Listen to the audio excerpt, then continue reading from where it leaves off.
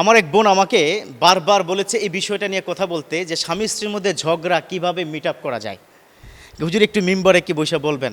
আমি বলবো না যে কোনো মুসল্লির বউ কিনা বা বোন কিনা, এটা বলা যাবে না, বাট বুঝে নিয়েন যে প্রত্যেকের ঘরে কিন্তু হোম মিনিস্টার আছে, আছে না? আচ্ছা, ঝগড়া তো টুকটাক হবে, ঝগড়া কিন্তু অলংকার।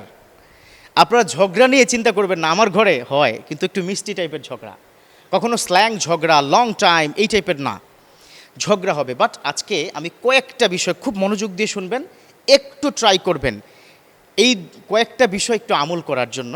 এটা আপনার জন্য এবং আপনার স্ত্রীর জন্য, মানে এটা অধিকতর কার্যকর হবে এবং ঝগড়া ইনশাল্লাহ তাআলা আর হবে না, হলেও সামান্য লেভেলের হয়ে আবার ঠিক হয়ে যাবে। সেটা হচ্ছে, প্রথমত একটু স্বামীদেরকে ট্রিটমেন্ট দিই, আপনারা যারা এখানে আছেন। 1 নম্বর, আপনি যখন বাইরে যাবেন, হাজারো পেইন থাকবে বাইরে, এই প্রবলেম সেই প্রবলেম, কখনো ঘরে এসে প্রবলেমের কথা শেয়ার করবেন না। কথা কি বুঝতে পারেন নাই? ঘরে এসে তুমি তো জানো না, আজাইরা তো খাও, ব্যবসার কি অবস্থা বুঝো, এগুলো বলার কি দরকার নেই। অর্থাৎ বাইরের কোনো পেইন, বাইরের কোনো problem you shouldn't share with your wife. খবরদার, আপনি তার সাথে শেয়ার করবেন না, কারণ এই শেয়ারটা করার সাথে সাথে তার হাজারো অবজেকশন ঘরের আপনাকে শেয়ার করবে, তখনই কিন্তু শুরু হয়ে যাবে কেওয়াজ, ঝামেলা শুরু। এটা করা যাবে না।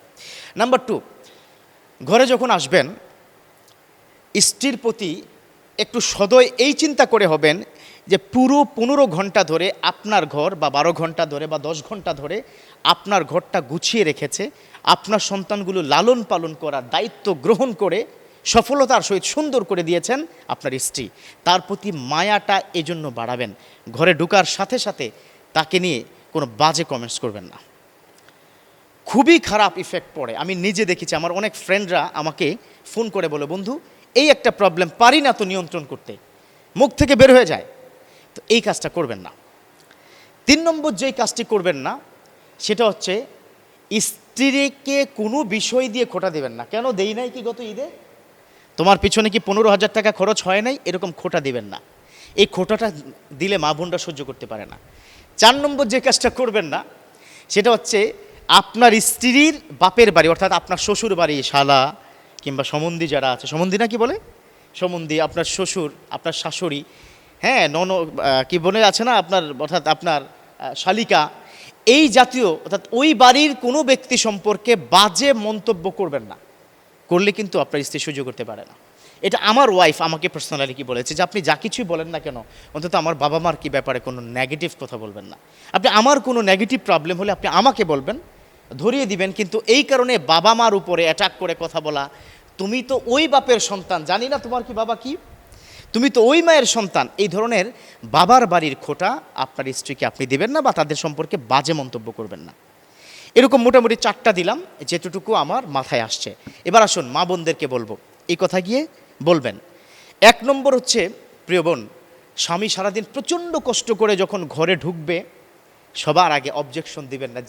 যে পরিমাণ গরম পড়ছে, কালকেও আপনার প্রায় 39 ডিগ্রি সেলসিয়াস কিন্তু তাপ পড়েছে। এরকম তাপ মাথায় নিয়ে ঘরে যখন বিকেলবেলা তিনি ঢুকেন, প্রচণ্ড পেইন এই মানুষটার, বাইরে হাজার প্রবলেম, ব্যবসা বাণিজ্য প্রবলেম, চাকরিতে হাজার সমস্যা, এগুলো নিয়ে যখন ঘরে ঢুকবে, আপনি তাকে ঠান্ডা লেবুর শরবত না দিয়ে, একটা গামছা এগিয়ে আপনি কি না দিয়ে ঘরে ঢুকার সাথে সাথে, হ্যাঁ তোমার মা তো এটা করেছে, তোমার 2 ছেলেকে নিয়ে কত পেইনে আছে জানো, তুমি আজকে এই বাজারটা আনুনি কেন, এই ধরনের পেইন, এই ধরনের অবজেকশন করবেন না। এই মানুষটা প্রচণ্ড পরিমাণে কষ্ট করে ঘরমাত্র শরীরে ঘরে ঢুকছে, প্রিয় বোন, এটা করবেন না, তাহলে দেখবেন ঝগড়া আর হবে না। নাম্বার 2, আপনি স্বামীর যে কোনো বিষয়ে, ধরে নেন সে ইনকাম করে 15,000 টাকা, আপনি তাকে পাশের বাড়ির অমুক, তুমি কি জানো তাদের সোফা কিনছে, তুমি কি জানো আজকে 20 বছর ধরে একটা ফ্রিজ তুমি কি ঘরের মধ্যে রাখছো, যেটার ঠান্ডাই হয় না, অথচ জানো সেখানে ডুয়েল ডোরের তারা কি দরজা কিনেছে, ফ্রিজ কিনেছে। এই ধরনের পাশের বাড়ির বা অন্য কারো উদাহরণ দিবেন না, তার স্বামী প্রচণ্ড কষ্ট হয়। আপনি কি জানেন 90% পুরুষরা অপরাধ করে তার স্ত্রীর জন্য, তার সন্তানকে ভালো রাখার জন্য, স্ত্রীর কথায় অ্যাকশানে, স্ত্রীর মন রক্ষা করার জন্য 90% ঘুষখোররা গিয়ে দেখেন সেই কাজটা করে। কারণ স্ত্রী অকৃতজ্ঞ, স্ত্রীর নাশুক্রিয়া, স্ত্রীর এটা চাই সেটা চাই, অমুক বাড়িতে এটা আছে আমার ঘরে নাই কেন, এই ধরনের অবজেকশন প্রিয় মা বোন আপনি করবেন না প্লিজ। এটা করা মানে হচ্ছে আপনার ঘরের মধ্যে হারাম জিনিস ঢুকে যাওয়া। মনে রাখবেন, আপনার ঘরে 100 টাকার হারাম যদি কোনো প্রোডাক্ট থাকে, আপনার ঘরের ভালোবাসা জানালা দিয়ে পালাবে, আল্লাহর বারাকা কমে যাবে।